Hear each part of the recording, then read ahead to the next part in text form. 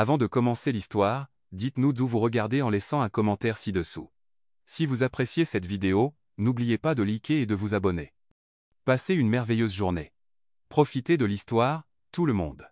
Ethan roulait sur la route de terre menant à la ferme de la famille Martinez. À 35 ans, il avait bâti un empire commercial à Chicago que peu pouvaient égaler. Son entreprise technologique, Pinnacle Solutions, valait des milliards, mais aucune somme d'argent ne pouvait combler le vide qu'il ressentait dans son cœur depuis des années.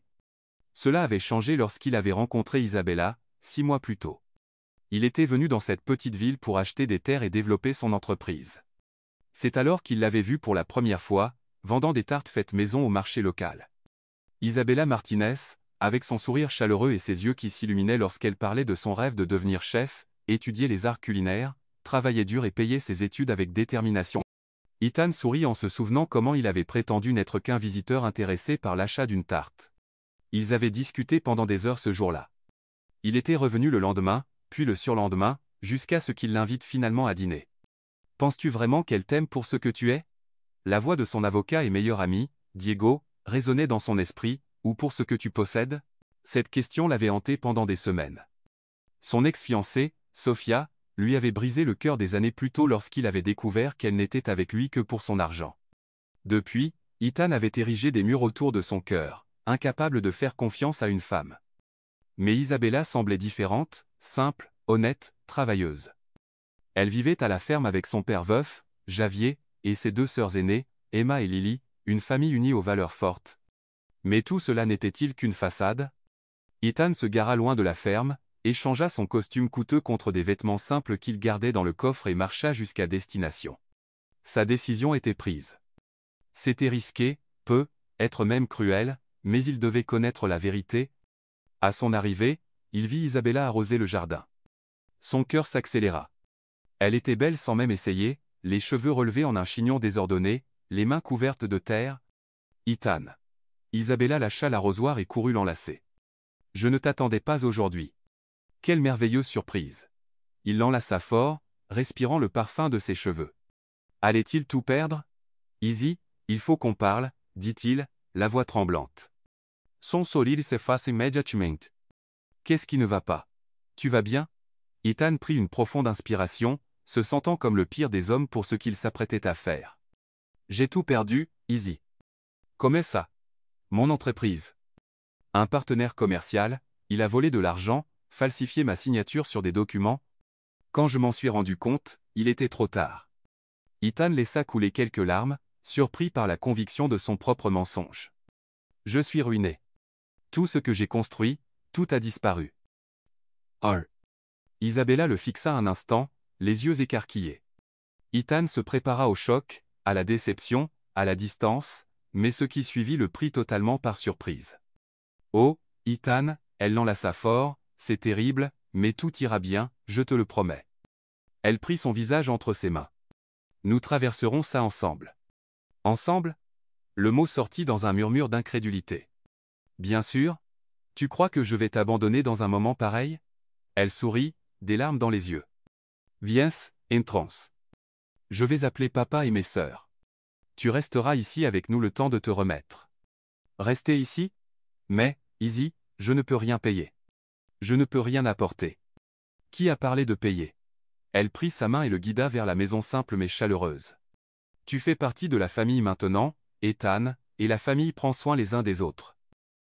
Son. Ethan sentit une boule dans sa gorge en entrant dans la maison. Isabella appela son père et ses sœurs, expliquant rapidement la situation. Ce qui suivit le choqua encore plus. Javier, homme de peu de mots aux mains rugueuses par une vie de labeur, posa une main ferme sur son épaule. Ma maison est ta maison, fiston. Personne ne manque de rien ici. Emma, l'aînée, préparait déjà la chambre d'amis. Je vais mettre des draps propres. Après une douche chaude et un bon repas, tu te sentiras mieux. Lily, la cadette, commença à préparer du thé. Ce qui compte, c'est ta santé et ta famille, Ethan. L'argent va et vient. Ethan s'assit à la table de la cuisine, observant cette famille humble se mobiliser pour l'aider, lui, un homme qu'il ne connaissait que depuis 6 mois. Ils ne demandèrent pas de détails sur ce qu'il avait perdu. Ils ne questionnèrent pas s'il avait été imprudent. Ils offrirent simplement leur aide, sans condition. Ne t'inquiète pas. murmura Isabella, assise à côté de lui, tenant sa main. Tu m'as dit un jour que tu avais tout construit à partir de rien. Tu peux recommencer, et cette fois, tu ne seras pas seul. Ouah! Ethan sentit une oppression dans sa poitrine. Son plan pour tester Isabella révélait quelque chose qu'il n'avait pas prévu, non seulement sur elle, mais sur lui-même. Dans toutes ces années de richesse et de pouvoir, il n'avait jamais connu quelque chose comme ça, un amour véritable, sans condition ni attente. Alors que la famille s'affairait autour de lui, prête à le soutenir dans ce moment de besoin, Ethan réalisa que c'était lui qui était testé après tout. Le lendemain matin, Ethan se réveilla au chant des coqs. Pendant un instant, il se sentit désorienté dans la chambre simple où il avait dormi, des draps propres sentant légèrement la lavande, une fenêtre donnant sur la campagne, et une chaise en bois où ses vêtements étaient soigneusement pliés. Il sourit, reconnaissant la touche d'Isabella. « Tu es réveillé. » Sa voix douce accompagna un léger coup à la porte.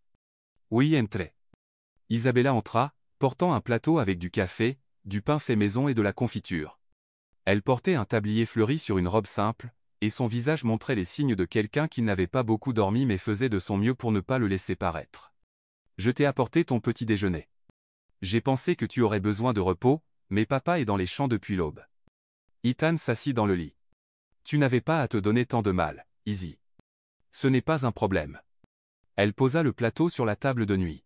« Comment te sens-tu aujourd'hui ? » « Je digère encore tout, » répondit-il, ressentant une pointe de culpabilité pour le mensonge qu'il vivait. Isabella s'assit au bord du lit et prit sa main. « J'ai réfléchi toute la nuit, » commença-t-elle, ses yeux montrant une étincelle déterminée. « Ça pourrait être une chance, tu sais. Être un nouveau départ, quelque chose de différent. » « Que veux-tu dire ? Papa a toujours besoin d'aide ici à la ferme. Emma enseigne à l'école du bourg, et Lily travaille à la clinique. Moi, je partage mon temps entre l'université et les travaux de la ferme. Ce serait génial d'avoir une paire de mains supplémentaires. » Ethan déglutit difficilement. Travailler à la ferme ? Il savait à peine comment faire fonctionner une machine à laver. Comme si elle lisait ses pensées, Isabella sourit. « Je sais que tu n'as jamais fait ça avant, mais papa est un excellent professeur, et pendant que tu apprendras, tu pourras rester ici avec nous, sans pression. » L'idée de travailler à la ferme terrifiait Ethan, mais dire non serait étrange pour quelqu'un soi-disant sans option. « Je pense que c'est une excellente idée, » parvint-il à dire, essayant de sembler reconnaissant plutôt que paniqué. Après le petit déjeuner, Ethan rejoignit Javier dans les champs. L'homme de 60 ans, à la peau burinée par le soleil et aux bras robustes, l'observa de la tête aux pieds. « Isabella m'a dit que tu vas nous aider, » dit-il sans détour. « As-tu déjà travaillé la terre ? » « En fait, non, monsieur. » Javier hocha la tête, pas surpris. « On commence tous sans savoir. Viens, je vais te montrer les bases. » Les heures suivantes furent une expérience humiliante pour Ethan. Ses mains, habituées à signer des contrats, tenaient maintenant des pelles et des houes. Ses chaussures italiennes avaient été remplacées par des bottes en caoutchouc empruntées à Javier. Le soleil tapait sur sa peau, rarement exposée au-delà des stations balnéaires de luxe. À l'heure du déjeuner, ses muscles hurlaient de douleur. Il retourna à la maison en titubant à côté de Javier, qui ne semblait pas du tout fatigué. Lily, la sœur cadette qui travaillait comme assistante infirmière, sourit lorsqu'il entra. « La première fois, c'est toujours la plus dure, » dit-elle, lui tendant une serviette humide pour essuyer son visage. « Va prendre une douche rapide pendant que je finis le déjeuner. » « Non, moi. » Sous la douche, Ethan regarda les ampoules qui se formaient déjà sur ses mains. En tant que PDG d'une entreprise valant des milliards, il affrontait des défis tous les jours, mais rien de comparable au travail physique de cette matinée. Un nouveau type de respect naissait en lui pour Javier et sa famille.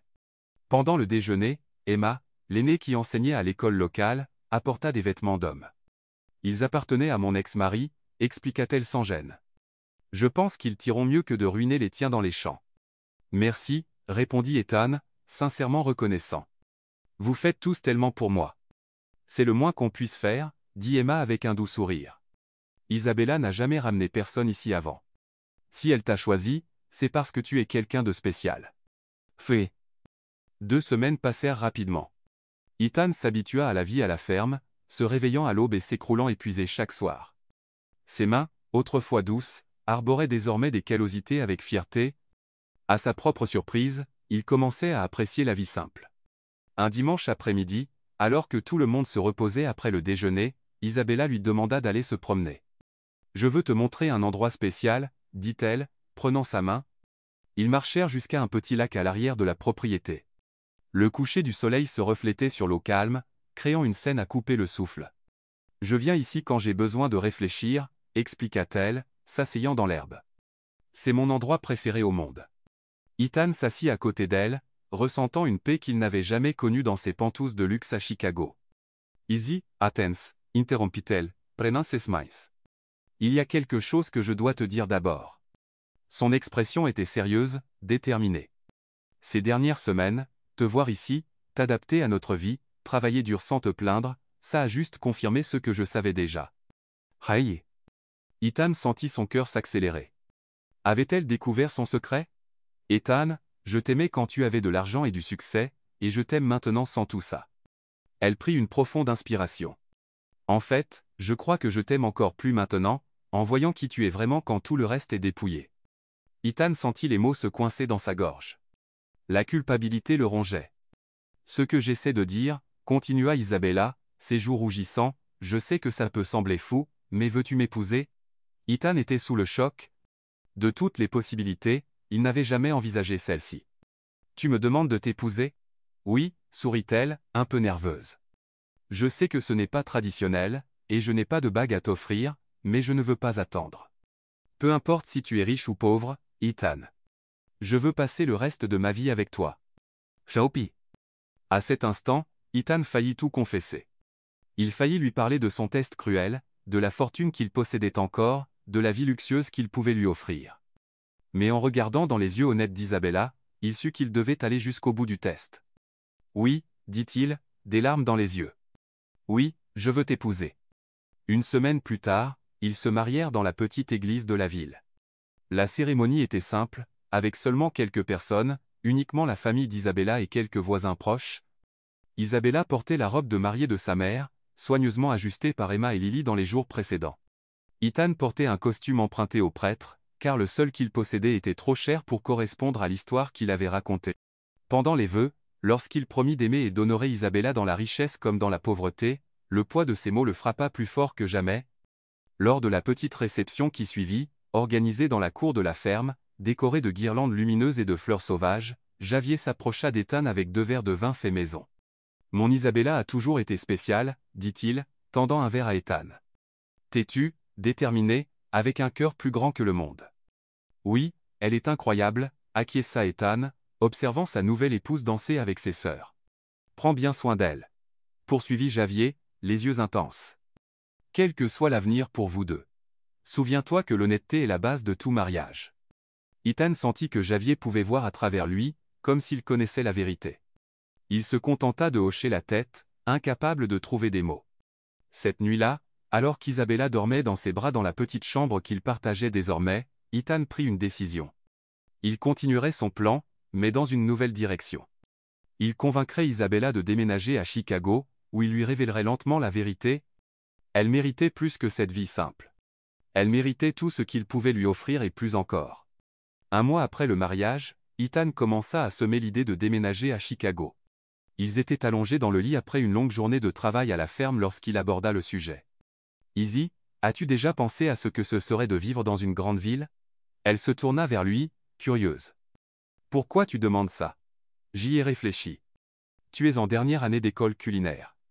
À Chicago, il y a tellement plus d'opportunités pour des chefs talentueux comme toi. » Isabella devint pensive, jouant avec un fil-lâche de la couverture. « Je ne sais pas, Ethan. Ma famille est ici. Papa dépend de notre aide à la ferme. »« Je comprends, » dit-il, la serrant dans ses bras. « C'est juste une idée, mais réfléchis-y. Nous pourrions repartir de zéro. Je chercherai un emploi, tu finirais tes études, et peut-être même ouvrir ton propre restaurant un jour. » Non. Dans les jours qui suivirent, Ethan mentionna Chicago de manière décontractée. Il parlait des parcs, des restaurants, des opportunités. Petit à petit, il remarqua qu'Isabella commençait à se réchauffer à l'idée. Une nuit, lors d'un dîner en famille, elle surprit tout le monde. « Nous pensons à déménager à Chicago », annonça Isabella, tenant la main d'Ethan. Un silence s'abattit sur la table. Javier s'immobilisa, sa fourchette en l'air, fixant sa fille. « C'est une grande décision, dit-il finalement. Est-tu sûr ?» Oui papa. Je veux finir mes études, et Ethan pense que nous pourrions commencer une nouvelle vie là, bas. Emma, toujours pratique, fut la première à parler. Avez-vous assez d'économies pour commencer? Les grandes villes sont chères. Ethan sentit son estomac se nouer. Dans son histoire, il était un homme sans rien.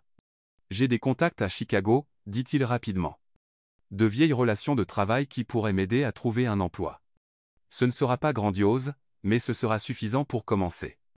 Et je prévois de vendre des gâteaux et des tartes pendant que je termine mes études, ajouta Isabella avec la même passion qu'Ethan avait toujours admirée en elle, comme je le fais ici au marché, mais là, bas. Train. Lily, toujours la plus émotive et généreuse, alla dans sa chambre, prit toutes ses économies et les tendit à Ethan et Isabella. Puis Emma et Javier donnèrent également tout l'argent qu'ils avaient épargné. Ce n'est pas grand-chose, mais ça devrait couvrir quelques mois de loyer, dit Javier. Ethan était sans voix. Il ne savait quoi dire, mais pour maintenir son rôle, il ne pouvait pas refuser. Je promets de vous rembourser un jour. Merci infiniment pour ce que vous faites, dit Ethan, les larmes aux yeux. Vous allez tellement nous manquer, dit Lily, déjà en pleurs. Vous nous manquerez aussi, dit Isabella, retenant ses larmes, mais ce n'est pas comme si nous ne reviendrons jamais. C'est juste un nouveau chapitre. Javier resta silencieux, observant le couple. Après une longue pause, il regarda directement Ethan et parla. Prends soin d'elle dans la grande ville. C'est un monde différent de celui auquel elle est habituée.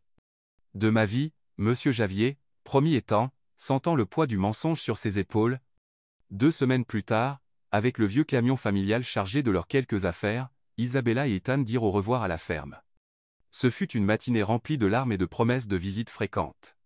Javier serra sa fille fort pendant un long moment, lui chuchotant des conseils à l'oreille.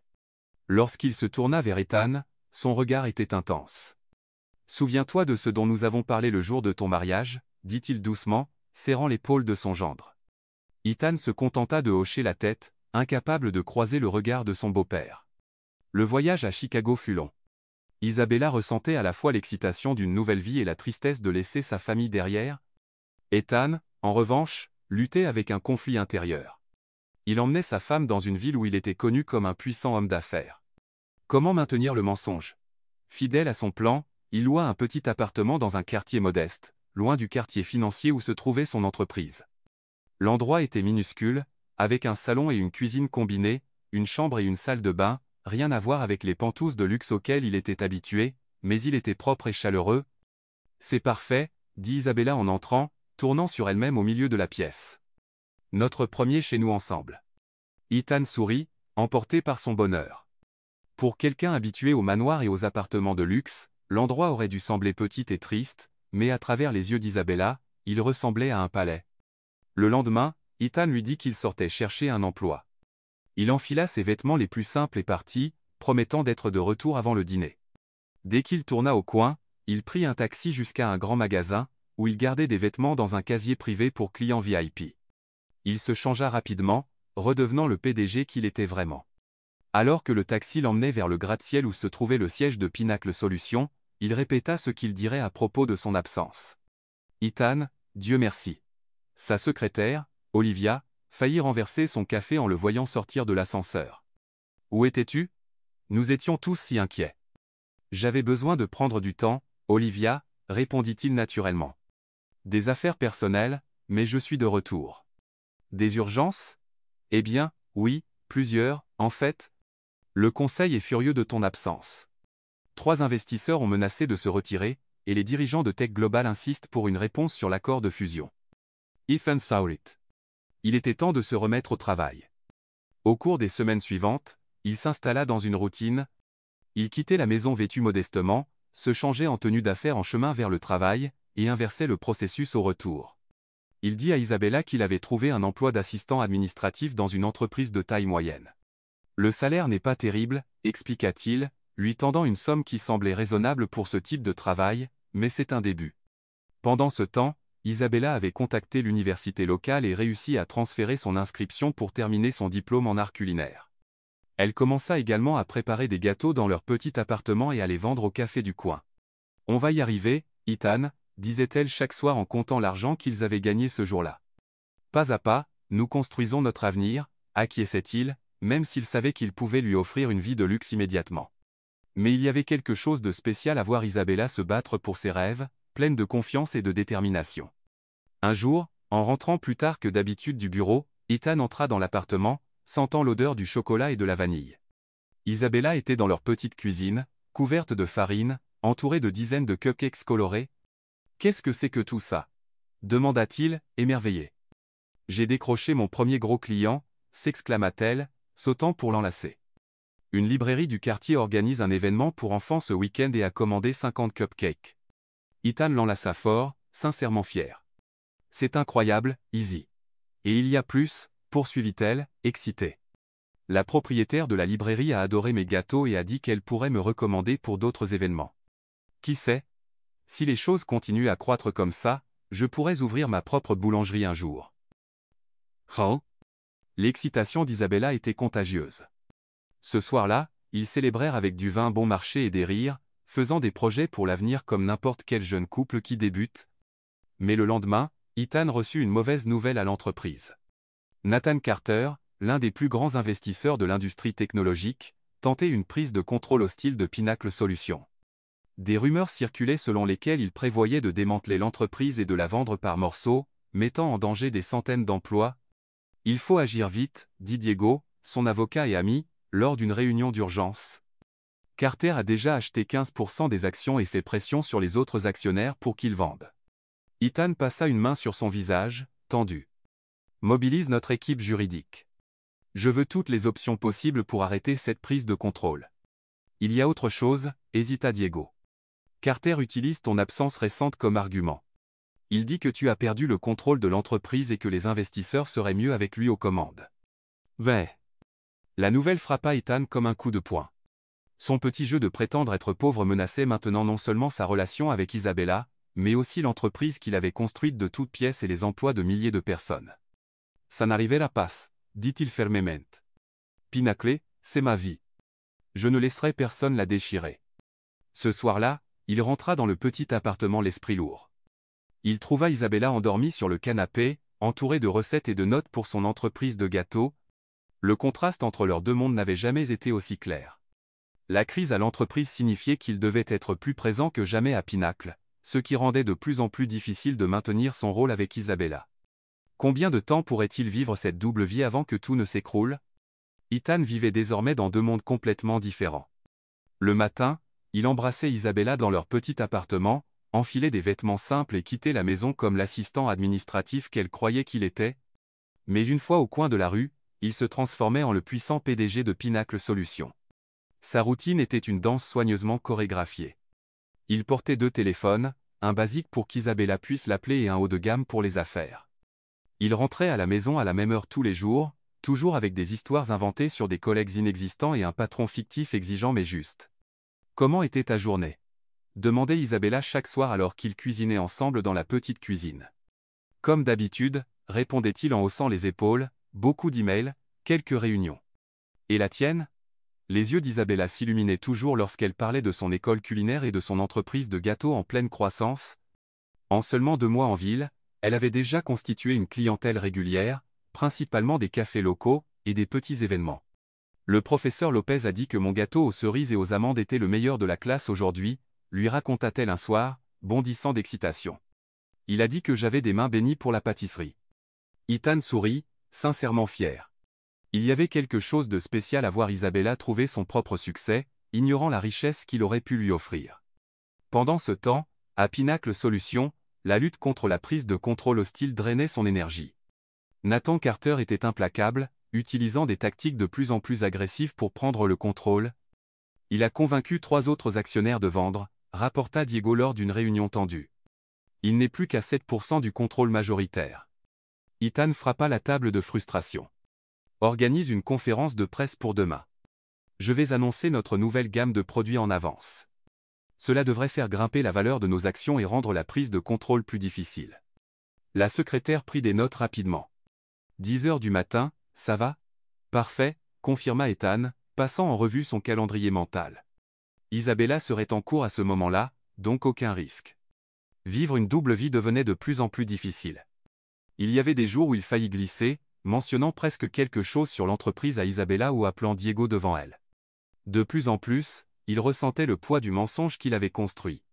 Un après-midi, Isabella rentra rayonnante. « J'ai une idée géniale », s'exclama-t-elle, jetant son sac à dos sur le canapé. « Je travaille sur une gamme de gâteaux gastronomiques pour l'école, des combinaisons créatives comme lavande avec citron sicilien et chocolat épicé avec cardamome. »« Ça semble délicieux », dit Ethan, sincèrement intéressé. « Mon professeur dit que j'ai un don pour la créativité. » Elle s'approcha, prenant ses mains.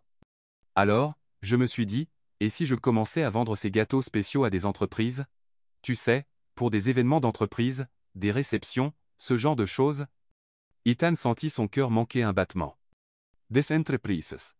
Je ne sais pas, easy. » Les grandes entreprises optent généralement pour des services de traiteurs professionnels. Mais c'est justement le but. Elle était si excitée qu'elle ne remarqua pas son hésitation. « Je peux commencer avec des petites entreprises, construire un portfolio, et j'ai une recette familiale secrète pour un gâteau à la cannelle auquel personne ne peut résister. » Hein? Voyant son enthousiasme, Ethan ne put se résoudre à la décourager. « C'est une excellente idée, dit-il finalement.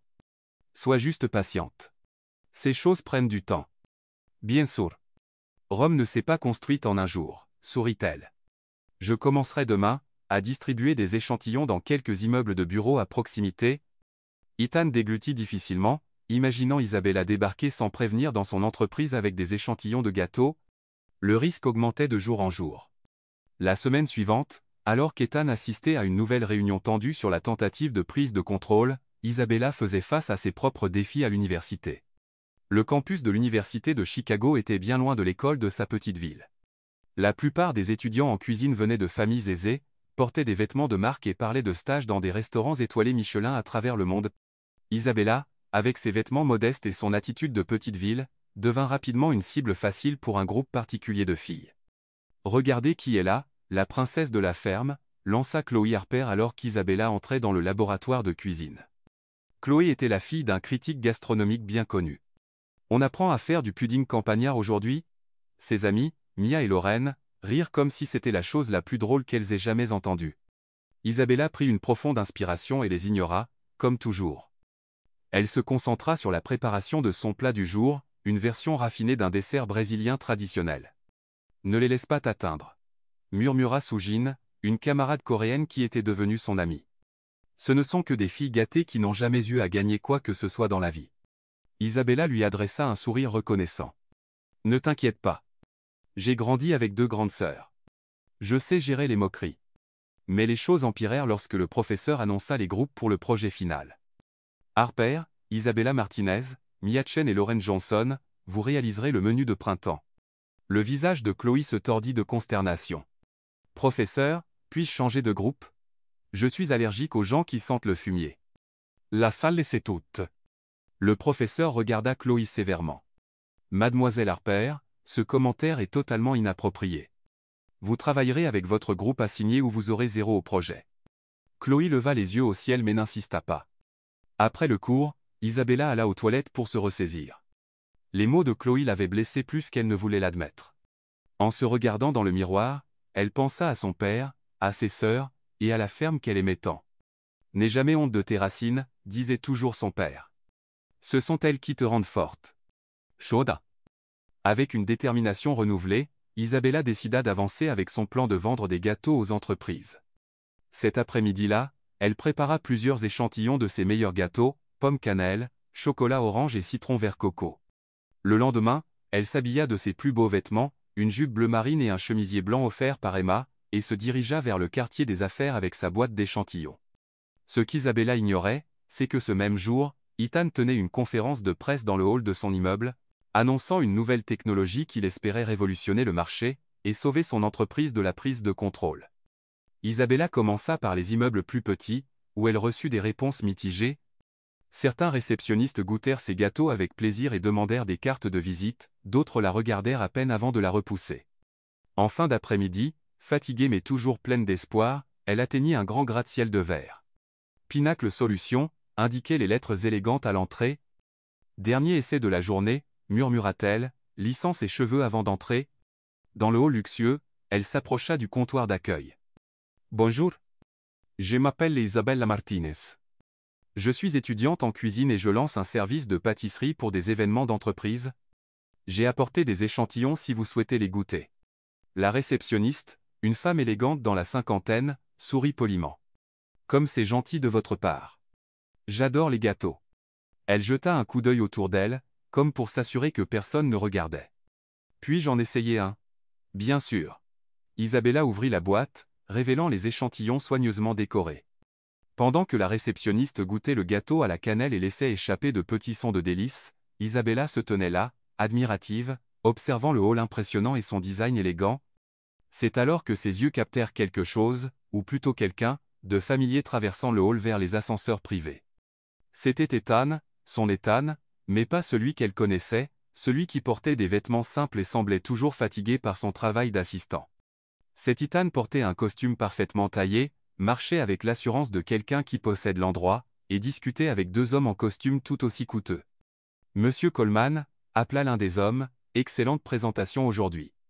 L'apprezzo l'annonce. Merci, Robert, répondit Ethan, son mari, avec un sourire confiant. Dis au département marketing d'intensifier la campagne. Je veux que tout le monde parle de cette technologie, d'ici la fin de la semaine. Moi. Isabella s'effigea.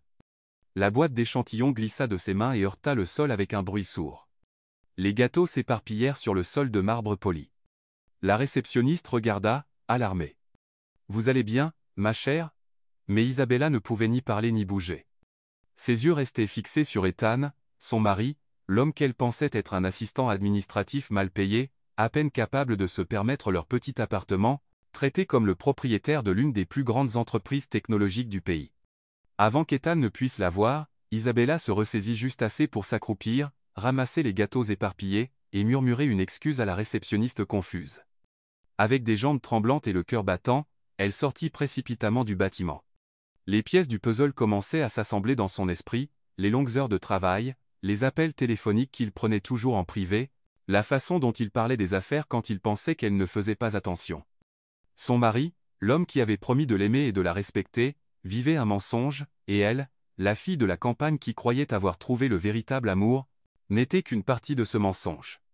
Avec des larmes brouillant sa vision, Isabella prit le bus pour rentrer à leur appartement, ses rêves de vendre des gâteaux aux entreprises oubliées pour le moment sous le poids de la trahison. Le trajet de retour sembla le plus long de sa vie. Assise dans le bus avec la boîte de gâteaux écrasée sur ses genoux, elle essayait de comprendre ce qu'elle venait de voir. Ethan, son mari, n'était pas un assistant en difficulté essayant de reconstruire sa vie. Il était, apparemment, le propriétaire de l'une des plus grandes entreprises technologiques de Chicago. En arrivant au petit appartement, Isabella resta devant la porte quelques minutes, trop bouleversée pour entrer. Tout semblait maintenant faire partie d'une mise en scène, un spectacle conçu pour la duper. Enfin, elle prit une profonde inspiration, tourna la clé et entra. Elle regarda autour d'elle avec des yeux nouveaux, le canapé usé, la table basse avec un pied cassé, les rideaux délavés. Ethan, un homme riche, avait choisi de vivre ici avec elle. Pourquoi? Son téléphone sonna, la faisant sursauter. C'était Ethan. Salut, Izzy, je vais devoir rester tard au travail ce soir. Ne m'attends pas pour le dîner, d'accord? D'accord, répondit-elle, essayant de garder une voix stable. Bonne chance avec le travail. Ça va? Ta voix semble bizarre. Je vais bien. Juste fatigué. L'école était dure aujourd'hui. Les mensonges venaient si facilement maintenant, remarqua-t-elle avec tristesse. D'accord, je t'aime. Isabella raccrocha sans répondre. Ces mots, je t'aime, semblaient vides maintenant. Que signifiait-il, venant de quelqu'un qui vivait un mensonge complet?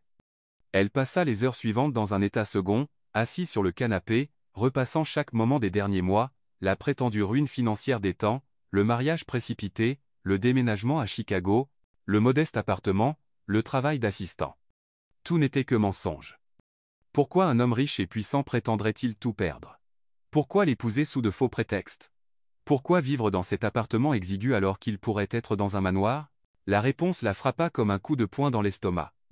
Il la testait, essayant de voir si elle l'aimait pour qui il était ou pour son argent. Et elle, une romantique sans espoir, était tombée directement dans le piège. Des larmes de colère et d'humiliation coulèrent sur son visage lorsqu'elle entendit la clé dans la porte. Il était presque minuit, et Ethan rentrait enfin du travail. Izzy, appela-t-il en entrant, surpris de l'avoir éveillée. Je pensais que tu serais endormie. Elle resta silencieuse, le regardant simplement. Ethan semblait fatigué, les cheveux légèrement en désordre, des cernes sous les yeux, toujours en train de jouer la comédie. « Qu'est-ce qui ne va pas? Tu as pleuré » demanda-t-il, s'approchant. « Qui es-tu, Ethan » La question sortit dans un murmure. « Que veux-tu dire? Qui es-tu vraiment » Elle se leva, le fixant. « Parce que clairement, tu n'es pas celui que tu prétendais être. » How? Son visage pâlit. « Je ne sais pas de quoi tu parles, Izzy. Je suis fatigué. Pouvons-nous parler demain? Je suis allé en centre-ville aujourd'hui, continua-t-elle, ignorant sa tentative d'évasion, essayant de vendre mes gâteaux aux entreprises. Tu te souviens de cette idée que tu pensais ne pas marcher? C'est drôle, je me suis retrouvé à Pinacle Solutions, un immense gratte-ciel de verre, et devine qui j'ai vu là, bas? Izzy, je peux expliquer. Je t'ai vu, Ethan, cria-t-elle, toute la colère qu'elle avait retenue explosant d'un coup, portant un costume coûteux, donnant des ordres, des gens t'appelant patron. Ethan ferma les yeux un instant, comme s'il absorbait le coup. Le spectacle est terminé, poursuivit-elle, tremblante de colère. Je veux la vérité maintenant. Il marcha lentement vers le canapé et s'assit, passant ses mains sur son visage. Tu as raison, começa-tu enfim. Je n'ai rien perdu. En fait, je n'ai rien perdu du tout. Tout était un mensonge dès le début. Pas tout, argumenta-t-il, la regardant avec des yeux suppliants. Mes sentiments pour toi sont réels, Izzy. Ils l'ont toujours été. Elle hérite, un son amer. Tes sentiments? Comment puis-je croire quoi que ce soit que tu dis maintenant? Je possède Pinacle Solutions, continua-t-il, ignorant la question. Ça vaut des milliards. J'ai des appartements, des maisons, des voitures de luxe, toute la vie que j'ai prétendu avoir perdue. Pourquoi? Sa question était simple mais empreinte de douleur. Pourquoi m'as-tu fait ça? Ethan se leva et commença à faire les 100 pas dans la pièce, visiblement bouleversé. Tu ne comprends pas ce que c'est, Izzy, de grandir avec de l'argent, toujours entouré de gens qui ne veulent que ce que tu possèdes, pas qui tu es. J'ai fréquenté beaucoup de femmes avant, et elles étaient toutes après ma richesse, pas après moi. Il s'arrêta et la regarda intensément. Il y a des années, avant de te rencontrer, j'étais fiancé. Sophia, belle, intelligente, issue d'une bonne famille. Sa voix trembla légèrement. Je l'aimais vraiment et je pensais qu'elle ressentait la même chose.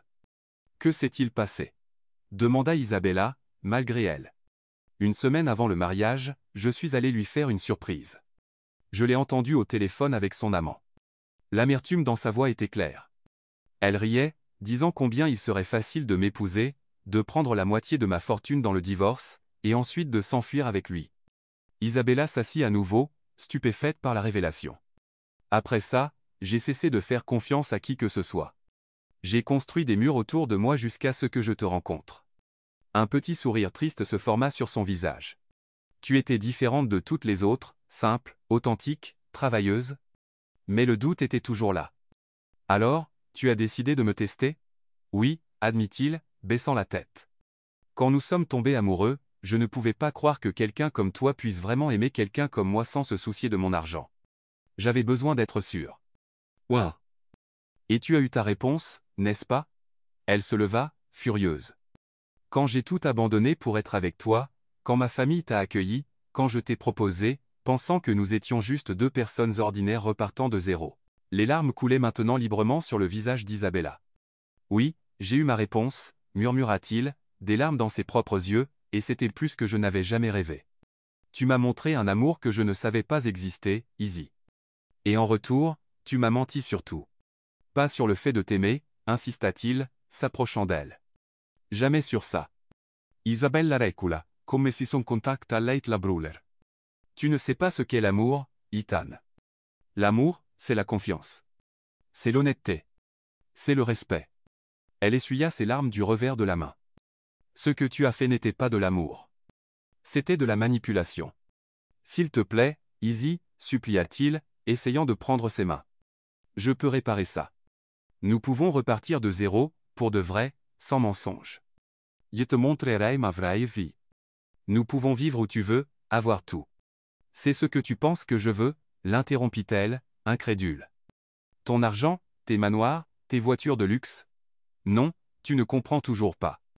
Elle secoua la tête, déçue. Je pars, Ethan. Oh. Non, s'il te plaît, Il semblait désespéré maintenant. Donne-moi une chance de réparer ça. J'ai aimé, Isabella. L'amour sans confiance ne signifie rien. Elle entra dans la chambre, sortit une valise de sous le lit et commença à y entasser ses vêtements. J'espère qu'un jour tu comprendras ce qui compte vraiment dans la vie, mais ce sera sans moi. Ethan la suivit, suppliant, expliquant, pleurant, mais Isabella avait pris sa décision. En moins d'une heure, ses affaires étaient emballées, et elle appela un taxi. « Où vas-tu » demanda Ethan, défait, alors qu'elle attendait sur le trottoir. « Chez moi. Mon vrai chez moi. » Sa voix était calme maintenant, la tempête intérieure remplacée par une résignation tranquille. « Ne me suis pas, Ethan. C'est fini. Quando le taxi arriva, Isabella monta sans se retourner. » Alors que la voiture s'éloignait, elle s'autorisa un dernier moment de faiblesse.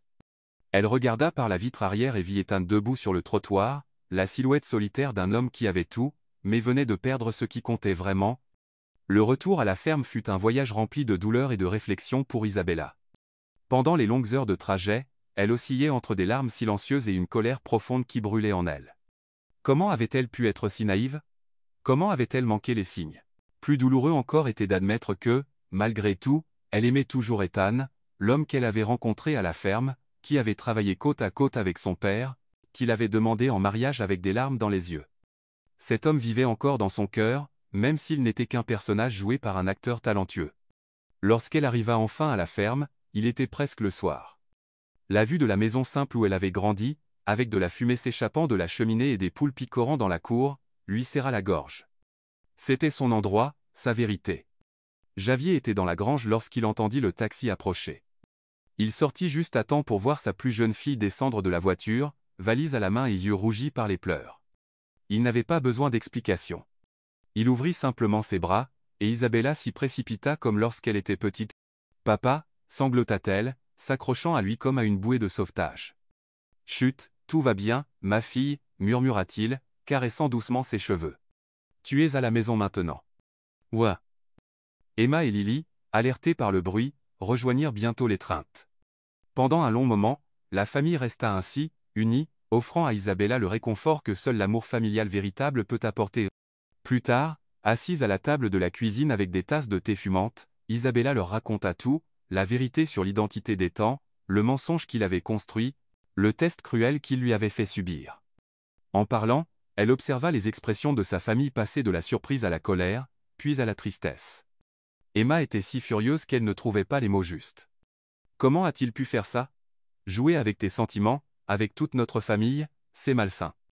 Lily acquiesça, tenant la main de sa jeune sœur. Un homme avec de sérieux problèmes de confiance. Xavier resta silencieux plus longtemps que les autres, son visage ridé plus sérieux que jamais. Lorsqu'il parla enfin, sa voix était lourde de déception.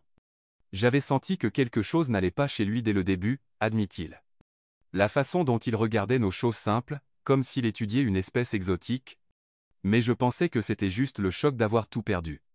Il secoua lentement la tête. Je n'avais jamais imaginé un mensonge aussi élaboré, aussi cruel. Ce n'est pas ta faute, papa, dit Isabella, serrant sa main rugueuse. Il nous a tous dupés.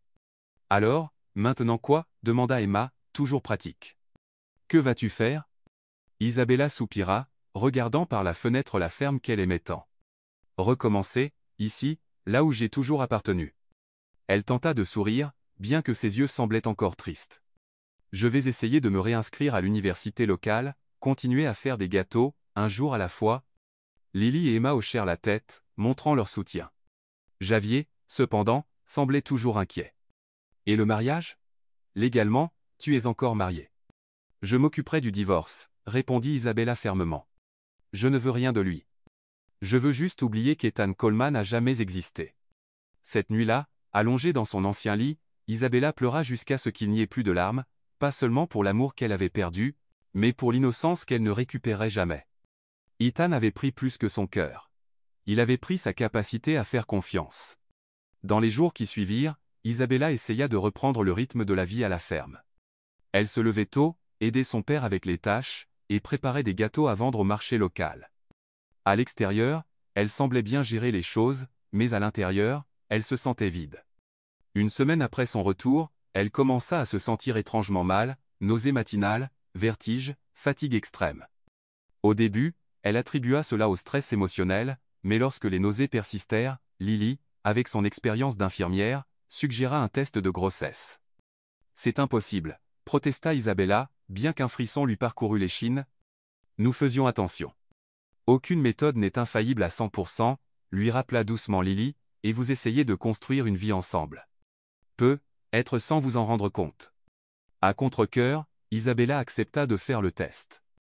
L'attente du résultat fut les minutes les plus longues de sa vie.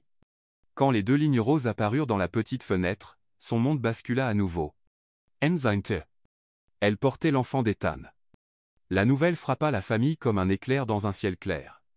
Emma s'inquiéta des implications financières. Lily, toujours émotive, pleura de joie malgré les circonstances. Javier, après le choc initial, adopta une position pratique. Il doit savoir, dit-il fermement. C'est le père de cet enfant. Non, répondit Isabella avec conviction. Ethan a menti sur tout, papa, tout. Je ne veux pas que mon enfant grandisse autour de quelqu'un comme ça. Mais ma décision est prise, coupa-t-elle avec une détermination qui les surprit tous. Je vais élever ce bébé seul. Nous avons une famille ici. C'est tout ce dont nous avons besoin. Javier n'insista pas, respectant le choix de sa fille, bien que son visage montrât qu'il n'était pas entièrement d'accord. 2 semaines plus tard, lors d'un contrôle de routine, Isabella reçut une autre surprise qui la laissa sans voix. « Félicitations, Madame Martinez. » dit le médecin avec un sourire, pointant l'écran de l'échographie. « Vous attendez des jumeaux. » Des jumeaux. 2 bébés. Cela aurait été une merveilleuse nouvelle dans d'autres circonstances, si elle était mariée à un homme qui l'aimait vraiment, si elle ne repartait pas de zéro, si sa vie n'était pas en total désarroi. Ce même jour, le médecin exprima son inquiétude concernant la tension artérielle élevée d'Isabella. « Vous devez éviter le stress, prévint-elle. Sérieusement. Les grossesses gémellaires sont déjà à risque, et avec votre tension, je classe cela comme une grossesse à haut risque. Une autre complication. » Isabella hocha la tête, promettant de prendre soin d'elle, bien qu'à l'intérieur, elle paniquait. Comment rester calme quand sa vie ressemblait à un ouragan? Pour aggraver les choses, une grave sécheresse frappa la région cet été, là. Les cultures de la ferme commencèrent à flétrir sous le soleil implacable, menaçant la principale source de revenus de la famille. Javier passait des journées entières à essayer de sauver ce qu'il pouvait, rationnant le peu d'eau dont il disposait. Nous y arriverons, tenta Emma de rester optimiste pendant le dîner, bien que les cernes profonds sous ses yeux trahissaient ses soucis. Nous y arrivons toujours. Isabella regarda sa famille, son père vieillissant travaillant au-delà de ses limites, ses sœurs épuisées par leurs emplois et l'aide à la ferme, et sentit un poids lourd dans sa poitrine. Maintenant, ils avaient 2 bouches de plus à nourrir, et la situation financière empirait. Par une soirée particulièrement chaude, alors qu'elle aidait son père à vérifier le système d'irrigation improvisé, Isabella ressentit une forte vague de vertige et dut s'appuyer sur son épaule pour ne pas tomber. « Tu dois te reposer, dit Javier fermement. Pense au bébé. Je vais bien, papa, juste un peu étourdi par la chaleur. » Le regard que Javier lui lança était plein d'inquiétude et de quelque chose de plus, une compréhension silencieuse que les choses ne pouvaient pas continuer ainsi. « Ma chérie, commença-t-il prudemment, je sais que tu ne veux pas entendre ça, mais Ethan a le droit de savoir pour les bébés, et financièrement. » Non, l'interrompit-elle brusquement. Je ne vais pas utiliser mes enfants comme excuse pour lui demander de l'argent. Ce n'est pas demander, dit Javier doucement. C'est leur droit. Nous nous débrouillerons, insista-t-elle. Nous l'avons toujours fait. Mais cette nuit-là, seule dans sa chambre, Isabella se permit d'affronter la vérité. Les choses étaient critiques. La ferme produisait à peine assez pour soutenir la famille, encore moins pour élever 2 enfants supplémentaires. Ses économies étaient minimes, les frais médicaux s'accumulaient déjà. Serait-il mal d'accepter une aide financière d'Ethan pour les bébés? Son orgueil valait-il plus que le bien, être de ses enfants? La réponse était claire mais toujours douloureuse à admettre. Le lendemain matin, à contre-cœur, elle prit le téléphone pour appeler Ethan. Son doigt plana au-dessus du bouton d'appel, mais elle ne put se résoudre à appuyer. « Pas encore, murmura-t-elle, reposant le téléphone. J'ai besoin d'essayer un peu plus longtemps seule. » Ce qu'Isabella ignorait, c'est que, à des centaines de kilomètres à Chicago, Ethan avait déjà commencé à la chercher, déterminé à réparer les dégâts qu'il avait causés, quel qu'en soit le prix. Ethan passa les premiers jours après le départ d'Isabella dans un état de déni et d'auto-apitoiement. Il resta dans le petit appartement, refusant de retourner dans son penthouse luxueux, comme si rester là pouvait garder Isabella près de lui.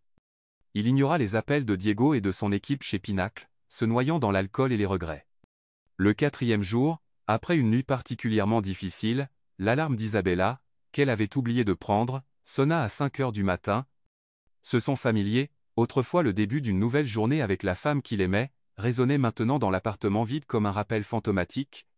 Ethan s'assit dans le lit, fixant la petite horloge comme si elle contenait toutes les réponses du monde. La routine matinale d'Isabella lui revint, comment elle se levait toujours avant lui, préparait du café frais, fredonnait doucement en dressant la table. De petits moments de vrai bonheur qu'il avait jetés par la fenêtre à cause de sa peur. « Qu'ai-je fait » murmura-t-il dans la pièce vide. À cet instant, quelque chose changea en lui. L'auto-apitoiement céda la place à la détermination. Il avait commis la plus grande erreur de sa vie, mais il n'allait pas abandonner. Il se battrait pour Isabella. Il prouverait qu'il était digne d'elle. La première étape était de découvrir où elle était. Bien qu'il soupçonnât fortement qu'elle était retournée à la ferme familiale, il envisagea même d'engager des détectives privés mais rejeta l'idée immédiatement. Il avait déjà brisé la confiance d'Isabella par des mensonges et de la manipulation. Il n'allait pas refaire la même erreur. À la place, il appela directement la ferme des Martinez. Le téléphone sonna plusieurs fois avant qu'Emma ne réponde, sa voix devenant froide lorsqu'elle le reconnut.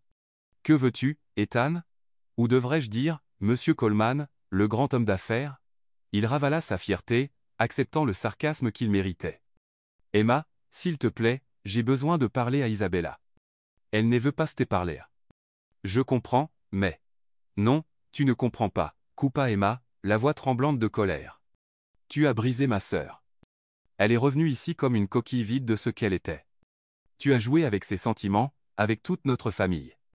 C'était cruel et impardonnable. » Ces mots frappèrent Ethan comme des coups, chacun plus douloureux que le précédent. « Tu as raison, » admit-il, la voix basse. « J'ai été égoïste et cruel. Je ne mérite pas le pardon, mais je dois essayer de réparer les choses. Certaines choses ne peuvent pas être réparées, Ethan.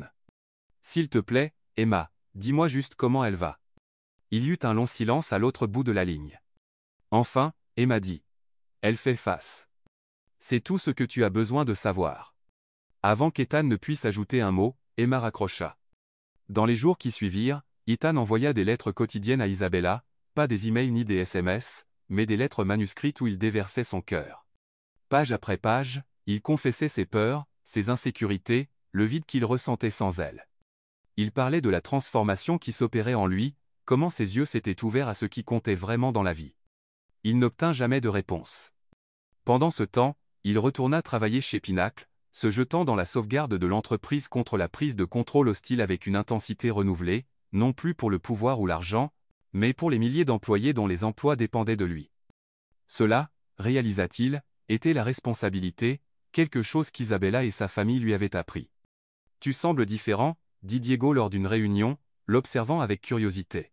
« Plus ancré. Que s'est-il passé pendant ces semaines où tu étais parti ?» Ethan esquissa un sourire triste. « J'ai appris ce qui compte vraiment et ce que ça coûte de le perdre. » La lutte contre Nathan Carter restait acharnée, mais Ethan gagnait du terrain. Sa nouvelle gamme de produits fut un énorme succès, augmentant la valeur des actions de l'entreprise et rendant la prise de contrôle beaucoup plus difficile. Mais peu importe à quel point il se concentrait sur le travail, ses pensées revenaient toujours à Isabella. Un jour, près de 2 mois après son départ, Ethan reçut un appel qui changea tout.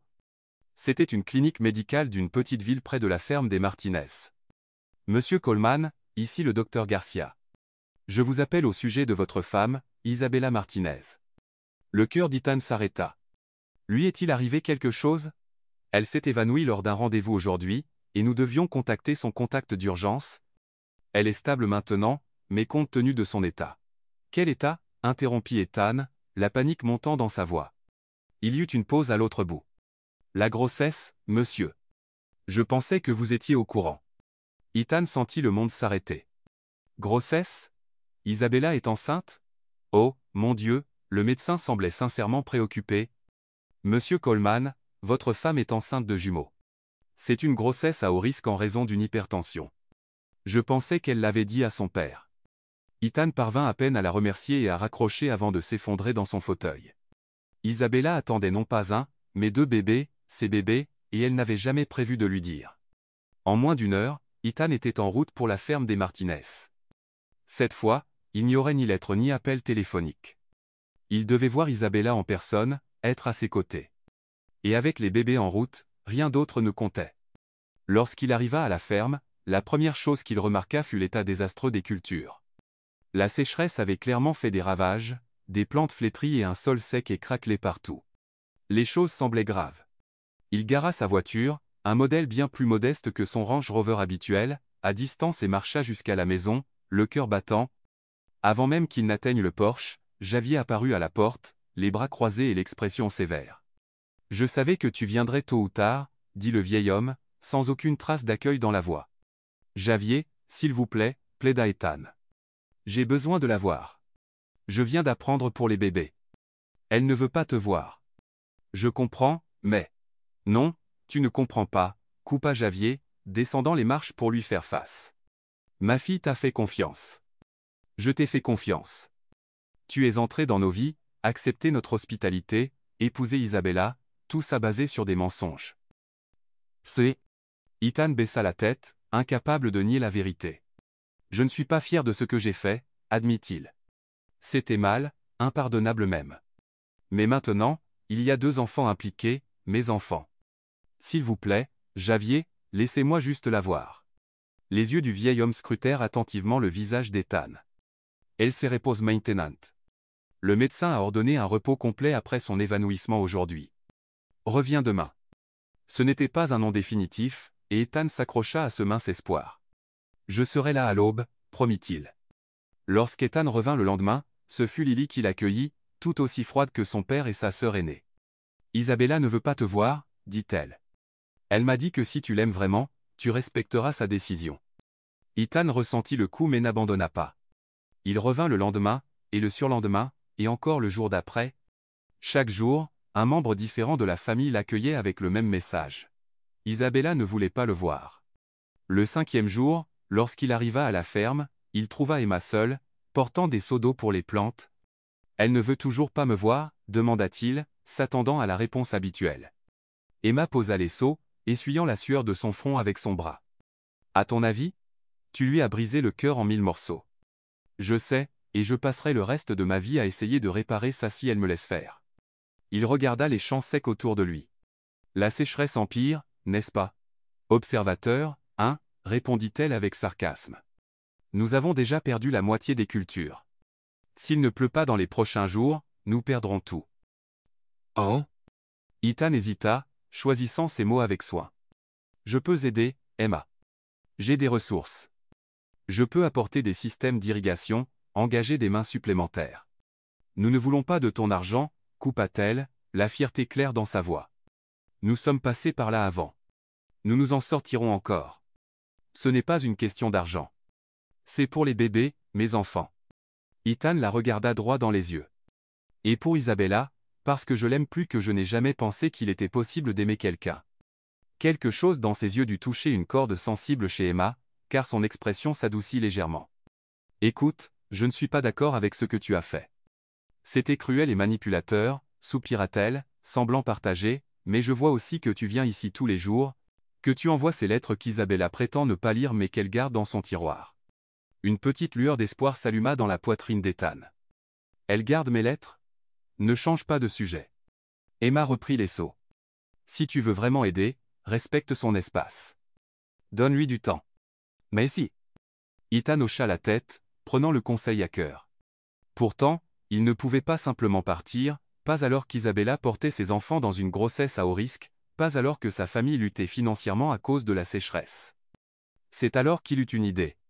S'il ne pouvait pas aider directement, il le ferait indirectement, d'une manière qui ne blesserait pas leur fierté, ni ne mettrait la pression sur Isabella. Cette nuit-là, une violente tempête frappa la région, vent fort, éclairs, grêle, une recette parfaite pour la destruction. À l'aube, la famille Martinez sortit pour découvrir une partie du toit de la maison arrachée, un mur de la grange effondré, et plusieurs équipements agricoles endommagés. « C'est la fin », murmura Javier, l'air dévasté devant les dégâts. « Il n'y a aucun moyen que nous puissions nous permettre de réparer tout ça. » À ce moment-là, un camion apparut sur la route de terre, suivi de 2 autres. Le premier s'arrêta devant la maison, et une femme d'âge moyen en sortit, portant un t-shirt avec le logo d'une organisation humanitaire. Famille Martinez? Demanda-t-elle, consultant un porte-bloc. Nous sommes de Helping Hands. Nous avons été informés des dégâts causés par la tempête de la nuit dernière et sommes venus aider à la reconstruction. Oh! Javier fronça les sourcils, confus. Nous n'avons appelé personne, et nous ne pouvons pas payer pour des réparations. La femme sourit gentiment. Pas besoin de vous inquiéter, monsieur. Nous sommes une organisation à but non lucratif. Tous les matériaux et la main-d'œuvre sont des dons d'entreprises locales qui se soucient des petits agriculteurs touchés par les catastrophes naturelles. Pendant qu'elle parlait, les autres camions commencèrent à décharger du bois, des matériaux de toiture, des outils, et même un petit générateur. Une équipe d'une vingtaine de personnes, toutes portant les mêmes t-shirts de l'ONG, sauta à terre et commença à s'organiser pour le travail.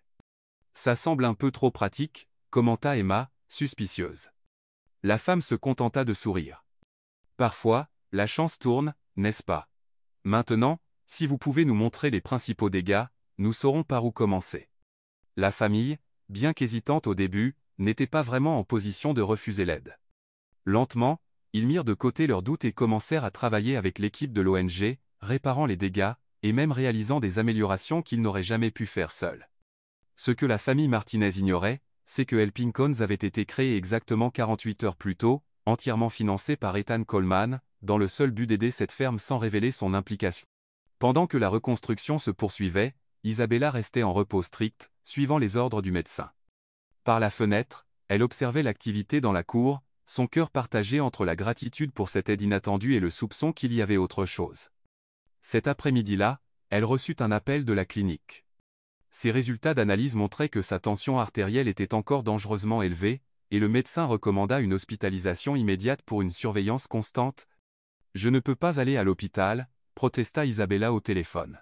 « Ma famille a besoin de moi ici, et nous ne pouvons pas nous permettre un long séjour à l'hôpital. »« Madame Martinez, il ne s'agit pas seulement de votre santé, mais de la vie de vos bébés, » dit le médecin fermement.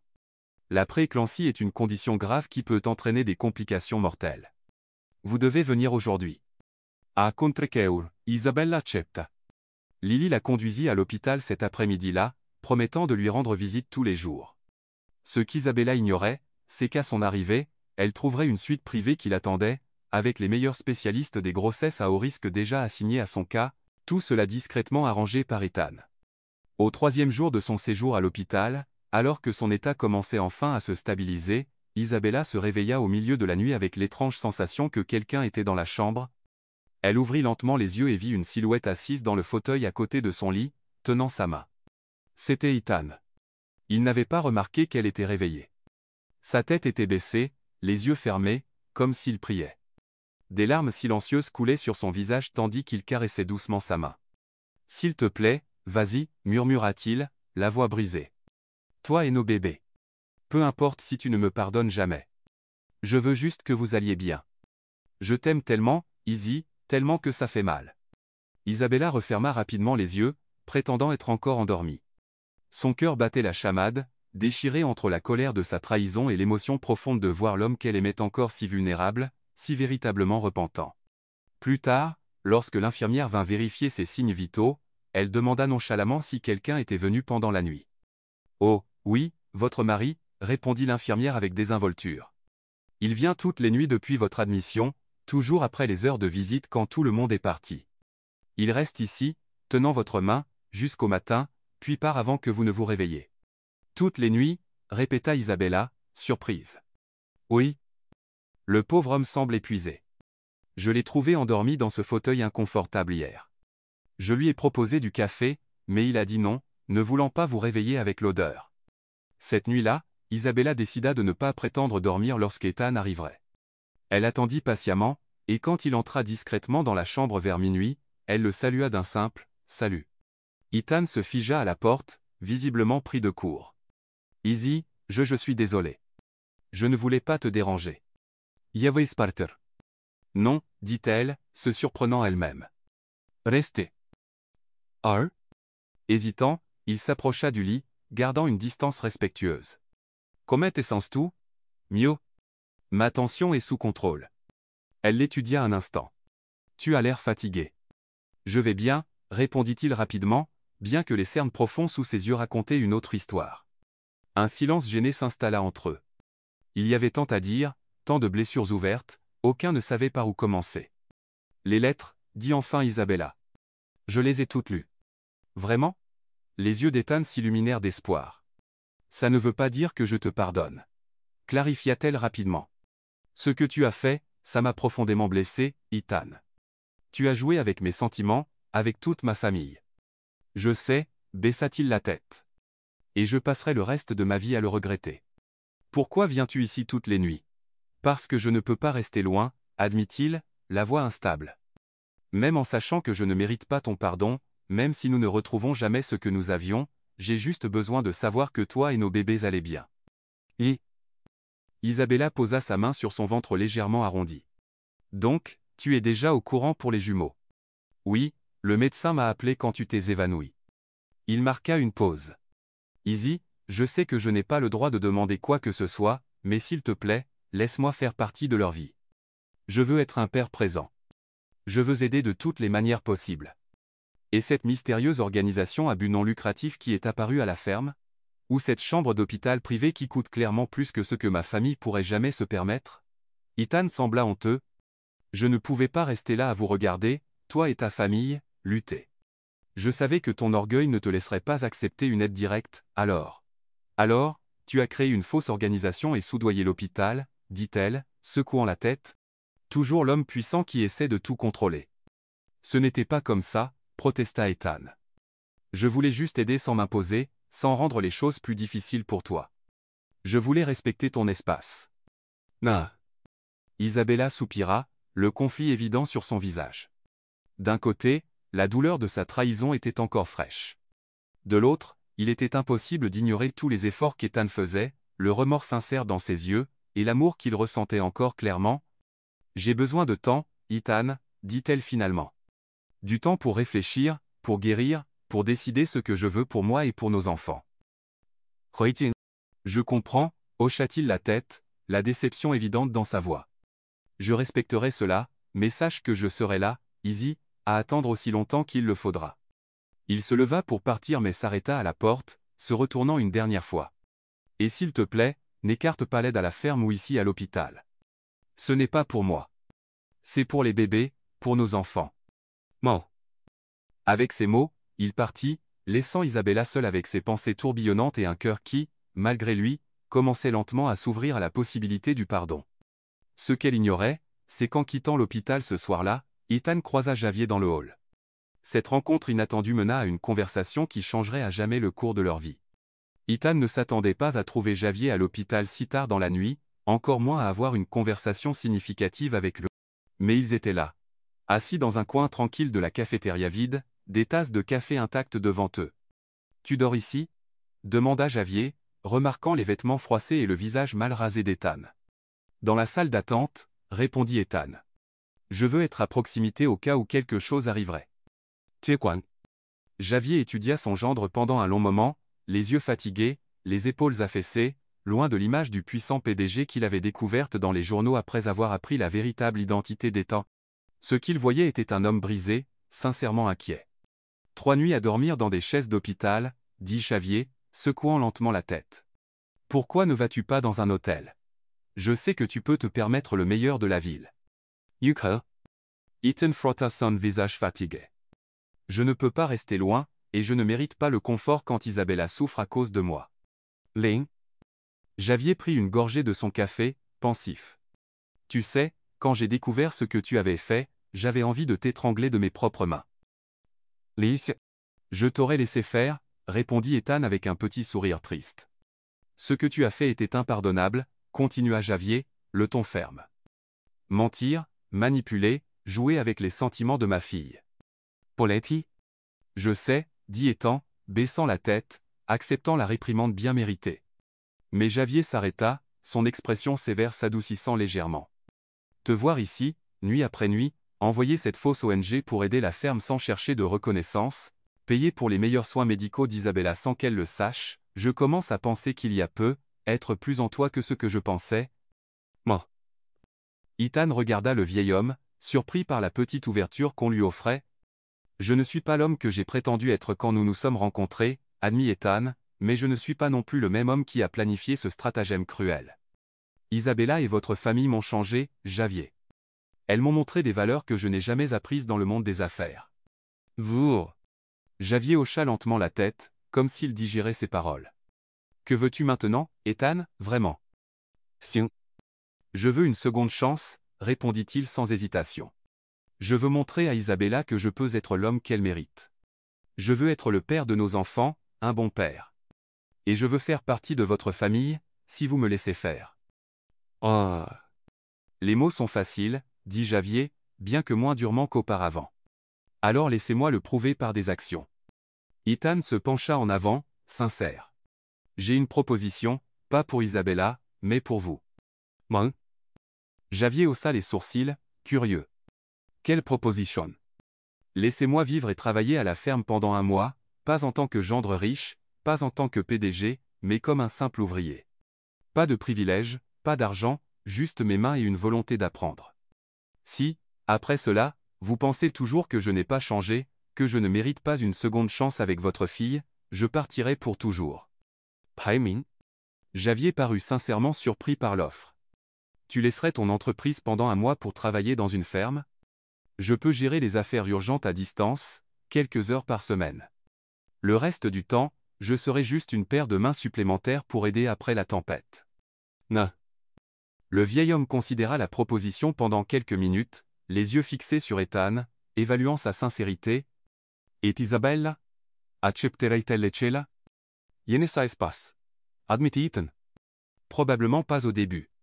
Mais je ne demande pas à revenir en tant que mari. Je veux juste une chance de montrer que j'ai changé, que j'ai appris de mes erreurs. L'entier. Javier termina son café, plongé dans ses pensées. Quand il parla enfin, sa voix était ferme mais pas hostile. 1 mois, alors. Travail dur, pas de traitement spécial, et tu suis mes règles. Mon Dieu. 1 semaine plus tard, Isabella fut autorisée à sortir de l'hôpital. Son état s'était suffisamment stabilisé pour continuer le traitement à la maison, à condition qu'elle se repose et respecte ses rendez-vous de suivi. Lily vint la chercher, parlant avec excitation des améliorations à la ferme.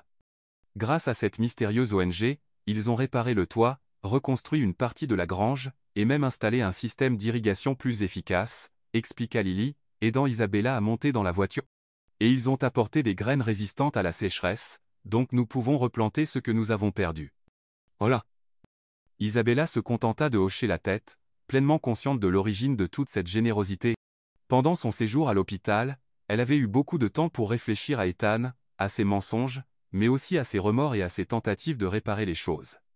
Une partie d'elle l'aimait encore, c'était indéniable, mais l'amour pouvait-il vraiment fonctionner sans confiance? Alors que la voiture approchait de la ferme, Isabella remarqua immédiatement les améliorations. La maison avait une nouvelle couche de peinture, la grange reconstruite semblait plus solide qu'auparavant, et les champs, bien que toujours en récupération de la sécheresse, avaient maintenant un système d'irrigation moderne en place. On dirait un endroit différent, dit-elle alors que Lily l'aidait à sortir de la voiture. Attends de voir l'intérieur de la maison. Ils ont renforcé le sol, réparé toutes les fuites, et même installé un système de chauffage solaire pour l'eau. Emma sortit pour les accueillir, serrant Isabella doucement à cause de son ventre qui grossissait. Bienvenue à la maison, petite sœur. Tu nous as manqué. Nya. Où est papa? Demanda Isabella, remarquant l'absence de leur père. Les sœurs échangèrent un rapide regard, et un silence étrange s'installa entre elles. Qu'est-ce qu'il y a? Est-il arrivé quelque chose à papa? Non, non. Rassura rapidement Emma. Il va bien. Il est dans le champ nord, à vérifier les nouvelles cultures avec le nouvel aide, ajouta Lily, recevant un regard désapprobateur d'Emma. Quelle nouvelle aide? Demanda Isabella, déjà suspicieuse. Avant que les sœurs ne puissent répondre, la porte d'entrée s'ouvrit, et Javier entra, souriant en voyant sa plus jeune fille. Ma fille, enfin à la maison. Il lui donna une chaleureuse étreinte, mais Isabella remarqua quelque chose de différent dans son comportement, une certaine nervosité qui ne lui ressemblait pas. Qu'est-ce qui se passe, papa? Lily a mentionné un nouvel aide. Va. Javier s'éclaircit la gorge, visiblement mal à l'aise.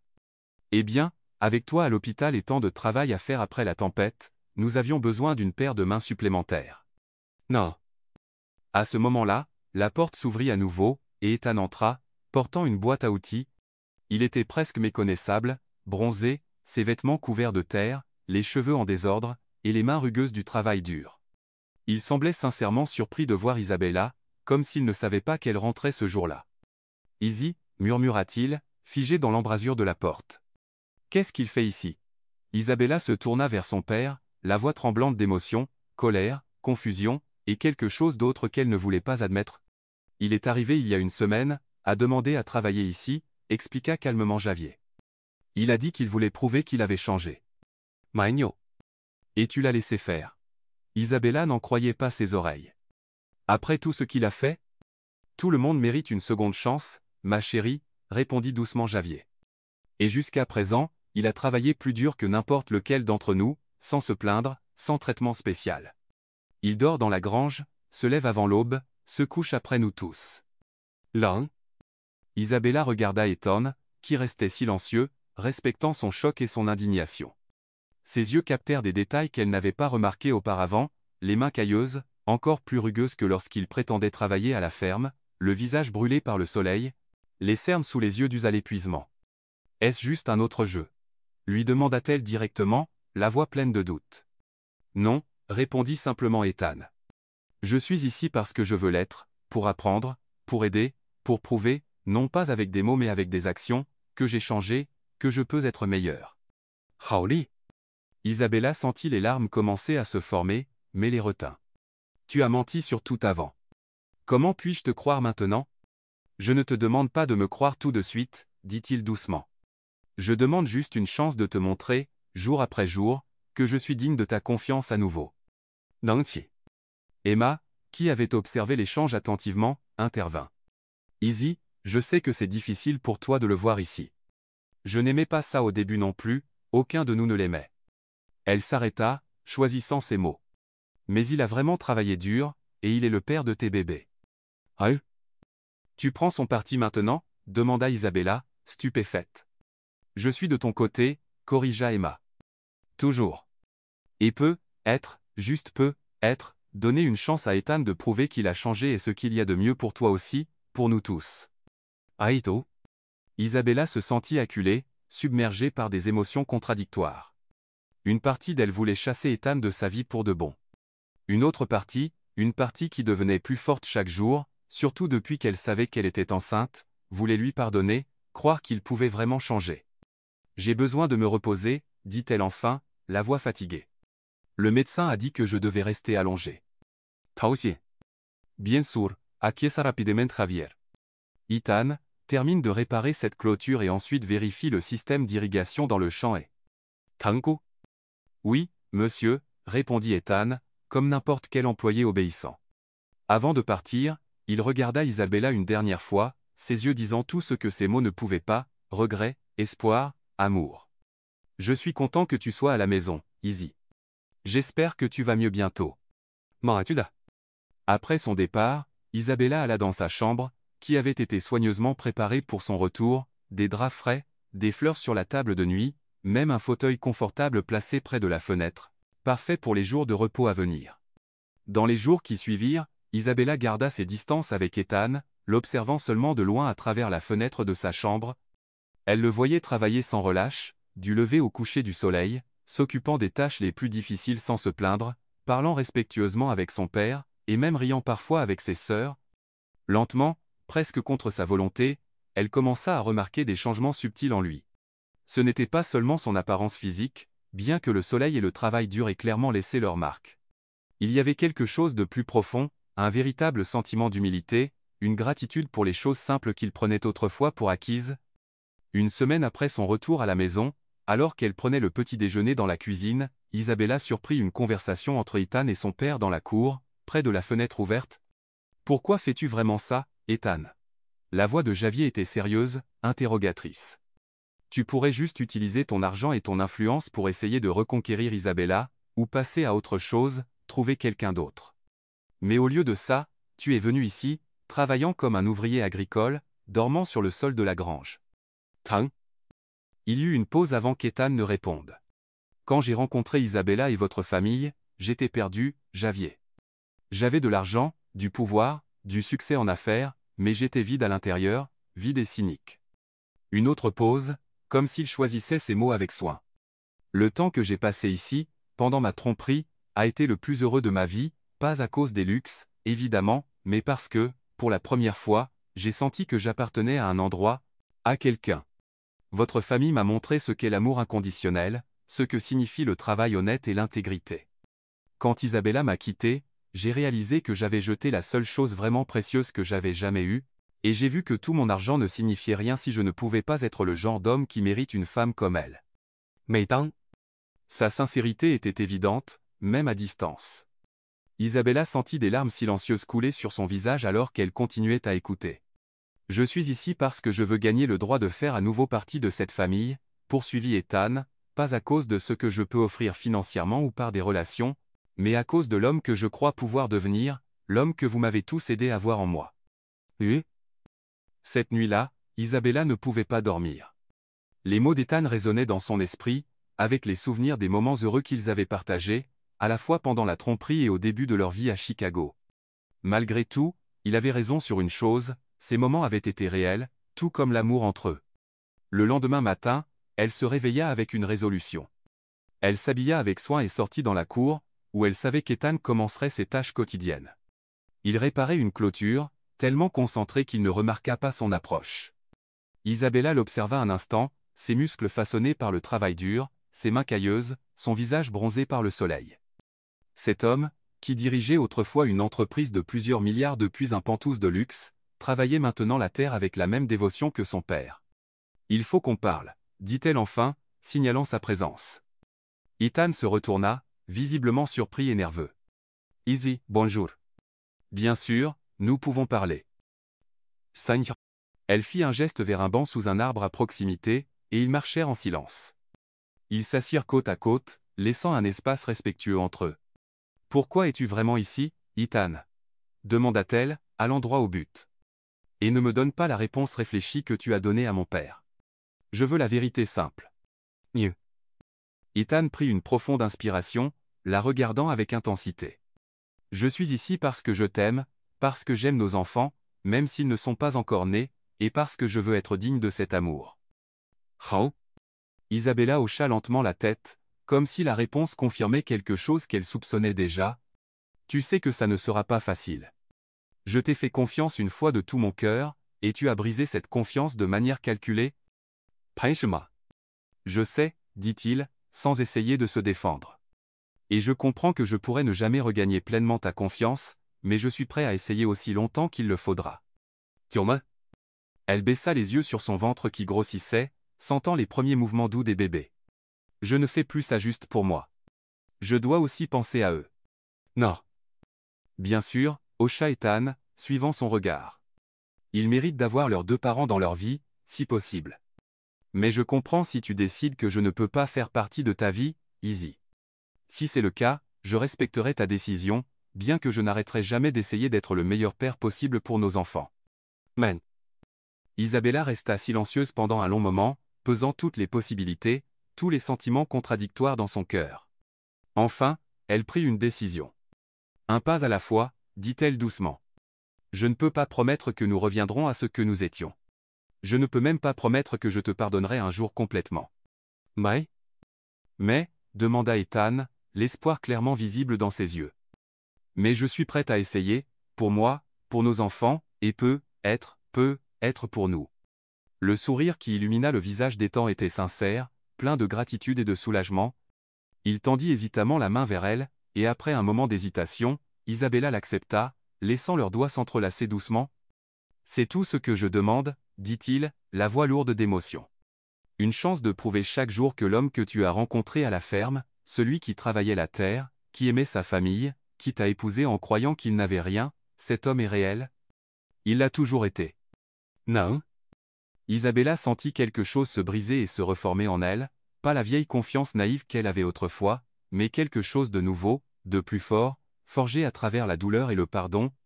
Un nouveau départ, alors, le défia-t-elle doucement, serrant légèrement sa main. Prouve-le, jour après jour. Oh. Et c'est exactement ce qu'Ethan commença à faire. Les semaines qui suivirent furent une période de reconstruction, pas seulement de la ferme endommagée par la tempête, mais aussi de la relation fragile entre Ethan et Isabella. Pas à pas, jour après jour, ils parcoururent le chemin difficile du pardon et de la reconstruction de la confiance. Ethan resta dans la grange, respectant l'espace dont Isabella avait besoin. Il continua à travailler dur à la ferme, non seulement pour prouver sa valeur, mais parce qu'il avait véritablement appris à aimer le travail honnête sous le soleil, la satisfaction de voir les cultures pousser grâce à ses efforts, les repas simples partagés avec la famille après une longue journée. Isabella, de son côté, observait sa transformation avec un mélange de prudence et d'espoir. Peu à peu, elle permit de petits moments de rapprochement, une conversation pendant le dîner, une promenade autour de la ferme, et finalement, elle laissa même Ethan sentir les bébés donner des coups, lorsqu'il posait sa main sur son ventre qui grossissait. Ils sont forts, dit Ethan, ému par la sensation, les larmes aux yeux. Comme leur mère. Ama.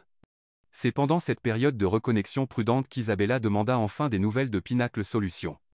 Comment va ton entreprise? Ne devrais-tu pas être là, bah? J'ai nommé Diego PDG par intérim, expliqua Ethan.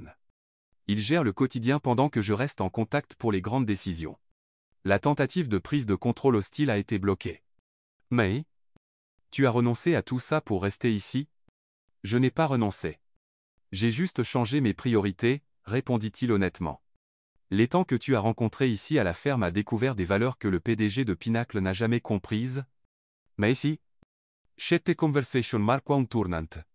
Isabella commença à réaliser que le changement chez Ethan n'était pas une façade mais une transformation authentique. Un après-midi particulièrement chaud, alors qu'elle se reposait sur le porche comme ordonné par son médecin, Isabella ressentit une douleur aiguë dans le ventre. Elle essaya de l'ignorer, mais comme la douleur empirait, la peur prit le dessus. « Ethan » cria-t-elle, effrayée.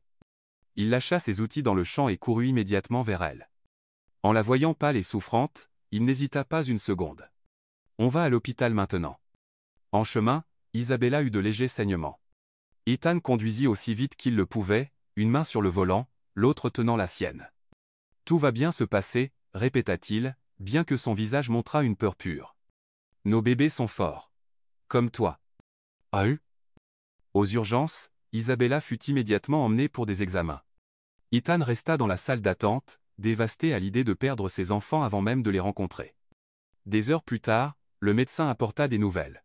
« Heureusement, nous avons stabilisé la situation, mais Madame Martinez devra rester à l'hôpital sous surveillance constante jusqu'à la fin de la grossesse.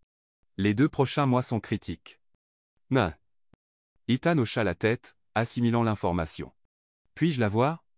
Isabella était allongée dans un lit, reliée à des moniteurs surveillant son rythme cardiaque et celui des bébés. Elle semblait petite et vulnérable dans le lit d'hôpital. « Les bébés vont bien, » dit-elle en le voyant, des larmes de soulagement coulant sur son visage. « Mais je dois rester ici jusqu'à l'accouchement. » Oh ouais. Ethan s'assit à côté d'elle, tenant sa main. « Je serai avec toi à chaque instant. » Haito. Tu ne peux pas. Tu as la ferme, l'entreprise. Rien d'autre ne compte maintenant, dit-il fermement. Ma place est ici. Non. Et il tint cette promesse. Pendant les 2 mois suivants, Ethan vécut pratiquement à l'hôpital. Il dormait dans le fauteuil à côté du lit d'Isabella, ne partant que pour de rapides douches et pour gérer des appels professionnels urgents. Il apporta des photos de la ferme pour égayer la chambre et lui lut à voix haute, à elle et au bébé. Javier et les sœurs se relayaient pour visiter, apportant des repas faits maison et des nouvelles de la ferme. Lors d'une de ces visites, Javier trouva Ethan endormi dans le fauteuil, clairement épuisé après 3 jours sans quitter l'hôpital. « Je n'aurais jamais pensé dire ça, » dit le vieux fermier lorsqu'Ethan se réveilla, « mais tu l'aimes vraiment. »« Moi ici. »« Plus que ma propre vie, » répondit Ethan, la voix lourde de fatigue. « Je pense que tu as prouvé ta valeur, fiston. » Ces mots signifiaient plus pour Ethan que n'importe quel contrat de plusieurs millions qu'il avait jamais signé. La dernière phase de la grossesse d'Isabella fut délicate, et elle dut rester à l'hôpital. Ethan transforma la chambre froide et clinique en un espace chaleureux, apportant des objets personnels, des photos, et même des plantes pour rendre l'endroit plus supportable. Une nuit, alors qu'il regardait un film sur la petite télévision de l'hôpital, Isabella posa une question qu'elle évitait depuis des mois. « Et si nous retournions à Chicago après la naissance des bébés ?» Ethan se tourna vers elle, surpris. « Tu envisagerais ça ?»« J'y ai beaucoup réfléchi, » dit-elle, frottant doucement son gros ventre. « La ferme sera toujours ma maison, mais tu as une entreprise à gérer, et peut être qu'il est temps de réunir nos deux mondes au lieu d'en choisir un seul. Oui. Ethan fut submergé par l'émotion. Me donnes-tu vraiment une seconde chance? Je nous donne une seconde chance, dit-elle doucement. Mais à une condition. Raoulou. Tout ce que tu veux. Mieux. Une honnêteté totale, toujours. Plus de mensonges, même ceux destinés à me protéger. Tia. Je te le promets, dit Ethan avec conviction, prenant ses mains. Une transparence complète pour le reste de nos vies. Oh oui. À ce moment-là, le visage d'Isabella se crispa de douleur. Ethan, je crois que c'est l'heure. Messing. 26 heures plus tard, Javier et Elena Coleman naquirent, en bonne santé malgré les complications pendant la grossesse. Lorsque l'infirmière plaça les jumeaux dans ses bras pour la première fois, Ethan pleura ouvertement, submergé par le miracle qu'ils avaient créé. Ils sont parfaits, murmura-t-il, regardant leurs petits visages, chacun un mélange de ses traits et de ceux d'Isabella.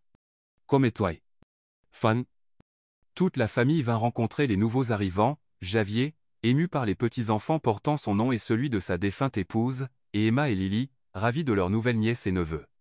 Dans les semaines qui suivirent, Ethan se révéla être un père dévoué, changeant les couches, préparant les biberons, les consolant pendant les nuits blanches.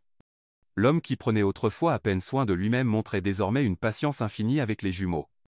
Quand vint le moment de quitter l'hôpital, la question de l'endroit où aller était importante. Après de nombreuses conversations, ils trouvèrent un compromis. Ils passeraient quelques mois à la ferme pour qu'Isabella puisse se rétablir complètement et que les bébés puissent grandir près de la nature et de la famille. Plus tard, ils partageraient leur temps entre Chicago et la ferme. Mais Ethan avait une surprise prévue. Lorsqu'ils arrivèrent à la ferme, Isabella remarqua un nouveau bâtiment près de la route principale. « Qu'est-ce que c'est » Ethan sourit, ne révélant rien. « Juste une idée que j'ai eue. Veux-tu jeter un coup d'œil » En s'approchant, Isabella vit un magnifique bâtiment rustique avec une élégante enseigne à l'entrée, Isis Artisan Bakery. « Qu'est-ce que c'est » demanda-t-elle, émue. « Ton rêve, répondit Ethan. Une boulangerie à toi, juste à côté de la ferme, entièrement équipée pour que tu puisses créer tes merveilles culinaires.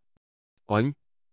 Isabella entra, émerveillée par le mélange d'équipements modernes et de charme rustique, fours industriels, comptoirs en marbre, vitrines élégantes, même un petit espace café pour les clients. Quand j'ai commencé le projet, pendant que tu étais à l'hôpital, expliqua-t-il, ton père et tes sœurs ont aidé à tout superviser. L'idée est de créer une entreprise qui mette en valeur les produits de la ferme et ton talent de chef. Je me suis dit que nous pourrions la gérer ensemble, peut-être. Thaïlande. Isabella parut surprise.